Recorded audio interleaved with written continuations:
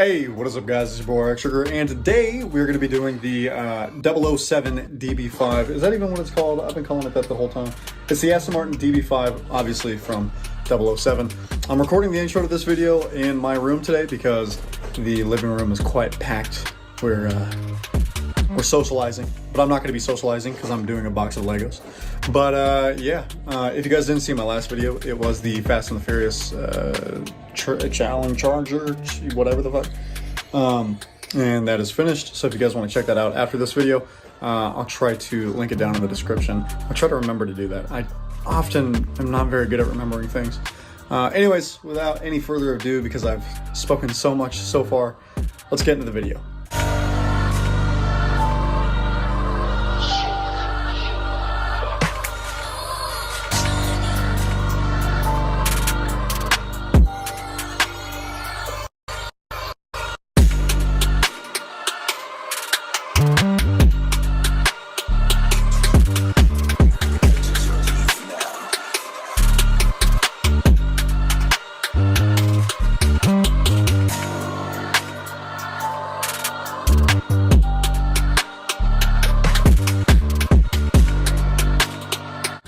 Alright guys, we are at the halfway point of the Aston Martin DB5.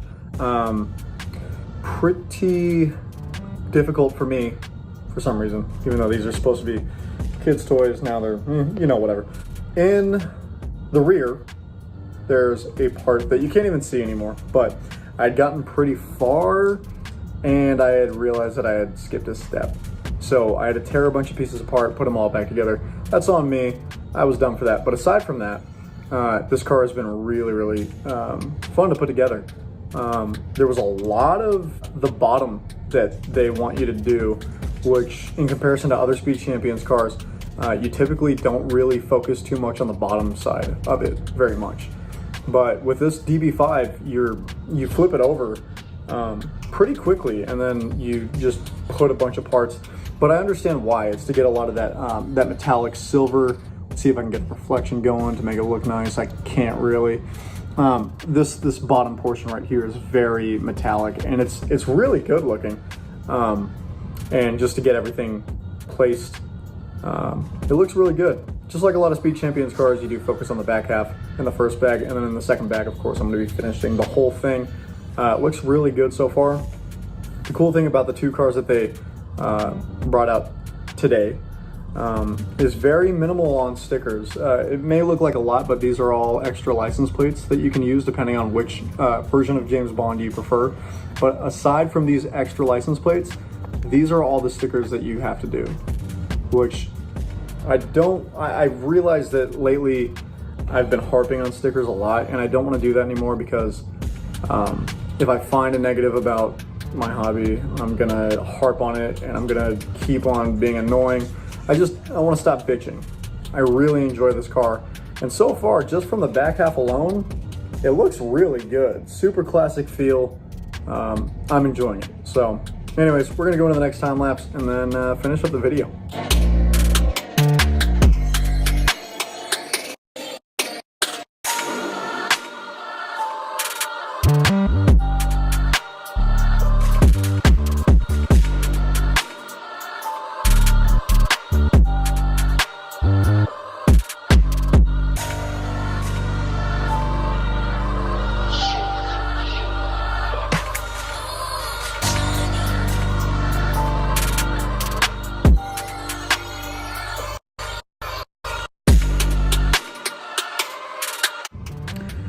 I think I am in love with this car.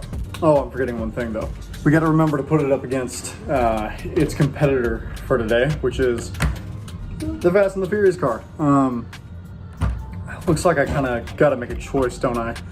Which one do I think looks the best? I know this is going to be disappointing, especially for how much B-roll I just did, but I gotta still go with my Fast and the Furious. But with that being said, this is still very up there. Is it my favorite out of the Aston Martins? Well, I'm sorry, but more disappointing. First, second, third. This is what I thought was going to be my favorite Aston Martin out of the duo pack that came out this year. But this ended up taking the cake because it's just so over the top. but I still did love this car. But this one, this classic, I guess that's just the best way to put it. It just looks so classic. It's so nice. And then of course this is, like I said, if you guys have seen my collection videos, this is my favorite car that I have, aside from the big ones like the Bronco and the F14 Scuderia truck and the dragster from Mopar. But if we just, get rid of these other Astons and just focus on this, I really love the look of this. I've always been very into cars like this, which are, certain rainbow colors with the black rims, or even if it's a gray and lime green with the black rims, or even if it's a muscle car with the aggressive look with the engine that's popping out. So this is very far left field for me to like, but I really do. The chrome finishes on it just adds so much to it. Let's see if I can tap on this to make you really be able to appreciate some of these chrome finishes. Because it wants to focus on my face. It doesn't want to, I'm sorry, but I tried. A lot of these chrome finishes really are amazing, and I'm kind of ruining these little, I don't know what you call them, hooks, something like that. These little pieces that come out, they're like hooks. They're just on a swivel, so they like to move randomly. One thing that I wanted to do before making this car was watch all of the James Bond films, because I got a little bit of a secret.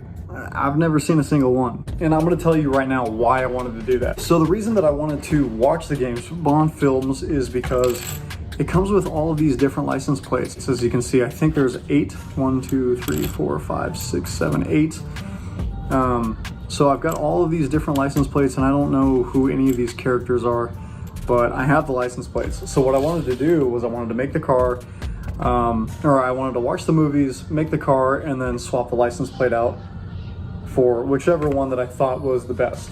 And now that I'm thinking about it, this car has 2 license plates, so that should mean that there's only 4 different types. So yeah, if I look now, yeah. So you can see you've got 2 of each different name.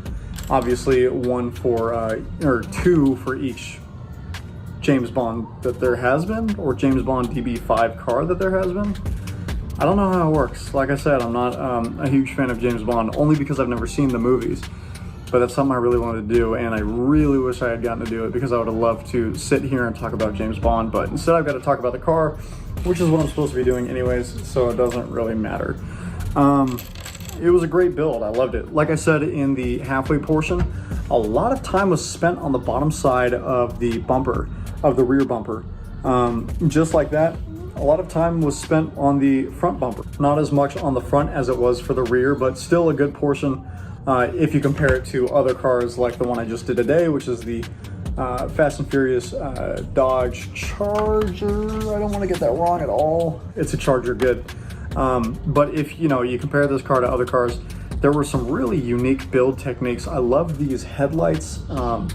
There were some internal things that I thought were really cool.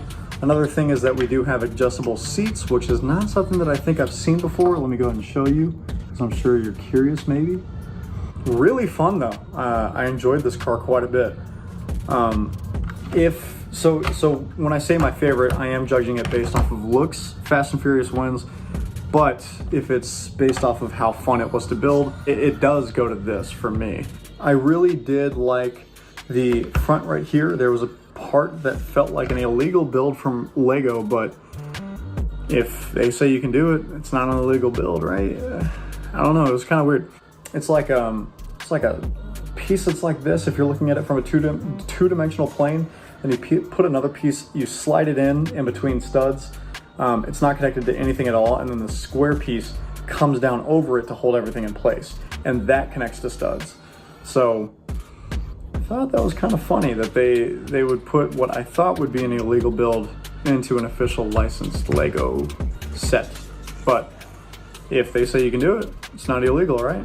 But yeah, I enjoyed this car quite a bit. Once again, like I said about the Fast and Furious, very limited on stickers. We love that. If there's a car coming up that has a fuck ton of stickers, I'm not going to complain about it too much, because I don't want to sit here and harp about stickers. This is just a hobby. I should enjoy it, right? Anyways, If you guys did enjoy, make sure to like, comment, and subscribe. And I guess we just have to wait until the next ones. Peace.